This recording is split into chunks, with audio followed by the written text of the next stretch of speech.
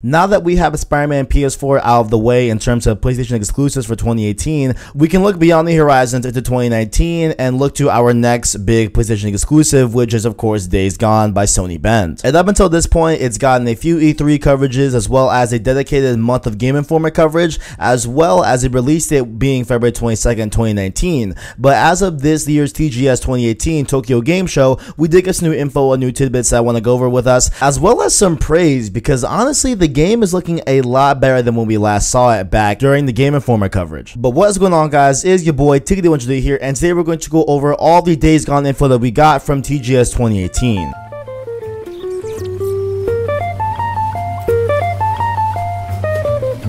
Now, even though I made a video going over my thoughts and impressions on the Days Gone info via the Game Informer coverage that they got a few months back, I do want to reiterate my point here, and that was that while I've been overall interested in Days Gone ever since we first saw it at E3, I think 2016 I believe, and we've gotten a bunch of different, trailers and gameplay segments and everything, and I guess the main bulk of it was definitely from Game Informer, and at least to me, the way the game looked, it looked a little janky, you know what I'm saying? Like when it comes to the wait times in between gameplay and cutscenes, to the overall animations, to the graphics, it looked a little bit like definitely a work in progress. And of course, it was a work in progress. This game is nowhere, done from the point of showing at Game Informer at least. And now that it's a little bit closer and we've gotten a more closer look at a more polished version of this game from Tokyo Game Show, I do have to give it credit. And so right now, you should be seeing it on screen, the full TGS 2018 gameplay. And I won't be the full one because I don't think I'll be talking for 60 minutes on this video, but you can go watch the full thing. I will link it in the description. But what they're playing here is that they're doing a live demo and they're playing through the segment during the first hour, I believe, that we saw of Days Gone released by Game Informer, where we have a broken down bike and we need to go to a nearby town, a nearby parts place to be able to repair our bike. And so we're doing that here. And this game really does look a lot better than it did back during the Game Informer segment. And it comes to the way the lighting is working on the rain and everything and stuff like that. And of course, I know that lighting is one of the last things that they pay attention to in development, but still, it is great to see that it is in a very, very nice shape, as of right now, of the TGS build of Days Gone. All the animations look a lot more clean, and it looks like there's going to be less time in between gameplay segments and the cutscenes, so I'm hoping that as well. And there's just a ton of really, really good improvements that they made to this game that you can see clearly at the gameplay. If you put them side by side, it is night and day how you can tell, and it is just great to see that even though the Game Informer coverage was just a few months back, it wasn't even that far along back, they did make some significant changes to the game. And of course, if you know anything about devs that show off their games, everything, they will likely bring a build that is more stable in terms of frame rate and resolution and stuff like that, and that might not be detailed and might not be the current build of the game that they are working on at that current time that they're showing it. So let's say, for example, we have, for example, Days Gone here, right?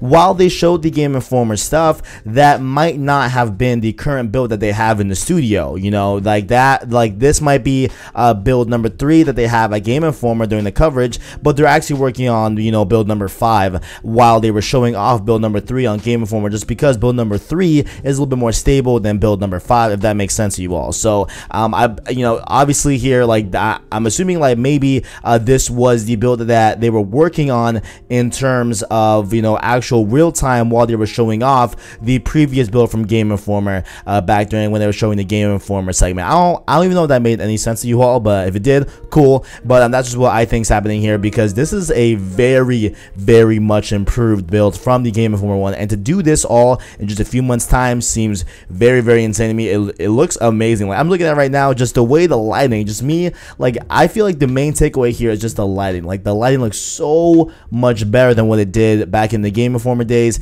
and it's just, I have to give it credit. I have to give it kudos, because honestly, I was one of those that were a little bit hesitant after the Game Informer coverage, but now that we see this, I am extremely hyped for Days Gone. I have been, I was just a little bit less so after the Game Informer coverage, but definitely after seeing this, I am on board on Days Gone. But beside the great improvements that they made to the game, they also unveiled some new tidbits about the game that have never been released, or that they just reiterated on them a little bit more and add a little more detail to, points that they announced back during previous unveilings of the game. So first thing I want to bring up here is that they show off in the second second part of the demo for Tokyo Games for 2018, they showed off Freaker Mode. So Freaker Mode is going to be separate from Story Mode. Freaker Mode will put you in an area filled with Freakers, and you're tasked with taking them out by any means necessary. Sounds like a Horde Mode to me, where in terms of, like, we had them, you know, in Gears of War and stuff like that, and of course, if you're familiar with Call of Duty Zombies, it's very much like, hey, your main objective is to take out this big wave of zombies, and they did say that they were going to have some options to make it unlimited, or make it wave-based, or make it endless and stuff like that. So definitely feel like, you know, there's gonna be room to make it more of a Call of Duty Zombies feel, where you have waves of just zombies. I mean, freakers, that they like to say. Definitely don't want to call them zombies in Days Gone around devs, because they get really mad. But you know, you will, you know, just may have waves of freakers. You might be able to tweak that in the options, or you can have just an endless wave where they just keep coming until you eventually die and freaker mode ends, I guess. So I think this is a pretty cool addition to add to the game. I think it adds a lot of replayability, even though I'm sure there will be a lot of ways to replay the game in story mode, of course. But just having a separate mode that is just disjointed from story mode, that completely just dedicates on just killing freakers, I think it could be really cool as well.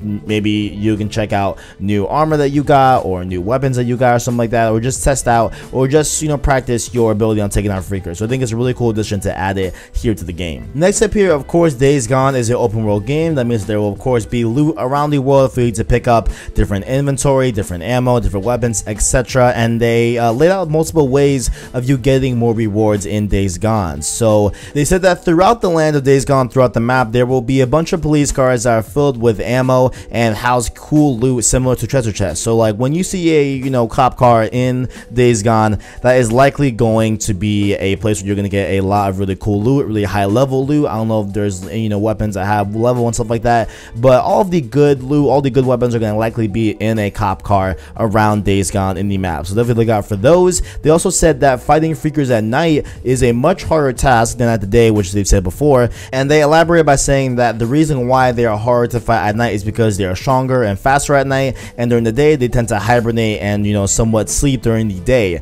But due to the fact that they are harder to kill at night, you will be rewarded a lot more XP in doing so. So definitely, if you want to get maximum XP for what you're doing in Days Gone, definitely try to take on those figures at night. Next up here, enemies that they detailed during the Game Informer coverage. They went into further detail here on the TGS coverage. So during the gameplay, I'll show you a clip right now here on screen. You will see these type of freakers called Newts, and so these Newts are not so powerful on their own compared to other freakers, but they will attack you when your health is low, and that's when they'll only attack. So they're kind of like the cheap shots of freakers. They're the ones that, you know, if you're in a fight in real life, they're the ones that will take the cheap shots, the cheap kidney shots. They'll know your weaknesses and take advantage of them, of course. And so that's kind of what the Newts do. So they will only attack you when your health is low, as well as they tend to remain on roofs as well, which they claim as their own territory, and they will attack when you climb up to, of course, their territory. So when you go onto these roofs, they are kind of nice to get away from freakers, but do keep in mind that these Newts will attack you no matter what, because that's kind of their main environment, that's their main home, if you will. And so they are definitely, I feel like it would be really annoyed by these Newts, you know what I'm saying, because they tend to be really annoying, and they kill them a few times here during the TGS gameplay as well. So screw you, Newts. Next up here, of course, in Days Gone, we know that a very essential part of the game is your motorcycle, is your bike, right? Like, that is somewhat of a very important detail in the game that kind of sets it apart in a lot of ways, of having this motorcycle be your somewhat kind of hub of your whole inventory, your whole gameplay experience in a way. And so the bike as a mobile central point is what they kind of wanted to highlight here at TGS, and they reiterated that the bike is essential. It's where you spawn when you die as well, so make sure to park it in a somewhat safe spot. So you don't want to just park your bike at some random, you know, just unsafe place when you go into a mission. You're gonna definitely want to make sure that you park your bike in a nice safe area for you to respawn and be okay. And so you can of course upgrade the bike, that way it can have more inventory slots to carry more resources, more items that you find in the world. But they want to make it very clear here that you cannot attach any weapon attachments to your bike. Your bike cannot be a weapon. It's not meant to be a weapon. It will never be a weapon in Days Gone. They want to make it very clear for that, and they decided to stay away from it because they wanted to keep the realism of the game in terms of having it be just a bike that you carry stuff with, and you're likely not going to attach a saw blade or a chainsaw to your bike and ram it into zombies in real life. You know what I'm saying? They just wanted to definitely set it apart from something like Dead Rising. RIP Dead Rising, by the way. RIP. Like, that was, I mean, obviously, you know, TGS happened before they announced the closing of Capcom Vancouver, but, you know, at the end of the day, they did still name drop Dead Rising, so I feel kind of bad for including Dead Rising in that quote of something, of a game that doesn't take realism seriously, but RIP. But yeah, they wanted to just keep the realism serious in Days Gone, and didn't want to have these wacky weapon attachments that you can put on your bike to be able to combat freakers like in Dead Rising. And so they just wanted to keep it separate, keep it a little bit unique, and have the bike be a central point of inventory, central point of the responding and stuff like that, and all that good stuff. And lastly here, they brought up the whole notion that in Days Gone, in the world of Days Gone, in this infection that they have in the world, there aren't only freakers that are involved. Of course, we know that there's Newts as well, you know, freakers and Newts and stuff like that, but Newts is more of a type of freaker or a derivative of a freaker, but they did want to highlight that there are going to be animals that will be infected as well. Of course, we saw the infected bear during the end of a gameplay segment or a trailer a few times that they showed it before, so we do know that bears can, of course, be infected by this virus and become freaker-esque, but they did highlight some other animals that will be infected as well, including different animals such as birds and wolves, which is like that is terrifying to know. Terrifying to know that I can just be cruising in Days Gone on my bike on to a mission, just, you know, doing my own thing, and a freaker wolf could come and attack me and kill me, and that is insane. And even a bird at that, like a bird could just swoop down and just, you know, take out your boy TKD cruising in Days Gone. It's insane, and it's gonna be really fun to play Days Gone, knowing that, you know, there's a bunch of you know, different types of enemies other than just freakers. And so with all that being said, all the new footage we got involving TGS 2018 with Days Gone, I really want to know your thoughts on this game in the comments below. Are we feeling it? Do we like it? Because I've been seeing a lot of mixed opinions. I've been seeing a lot of people not, you know, paying any mind to Days Gone, disregarding it, but I think it's going to be cool. I think it might be a really good game, and of course I'll be getting it, and of course making content here on the channel, so definitely make sure to let me know what you guys think in the comments below about Days Gone. And make sure also, while you are down there, to check out our description where you can find our Instagram and Twitter to follow us on there. Make sure to also leave a like if you enjoyed it, as well as stay subscribed to PlayStation Source to keep up with latest and greatest in PlayStation. Thank you for watching, and as always, greatness awaits.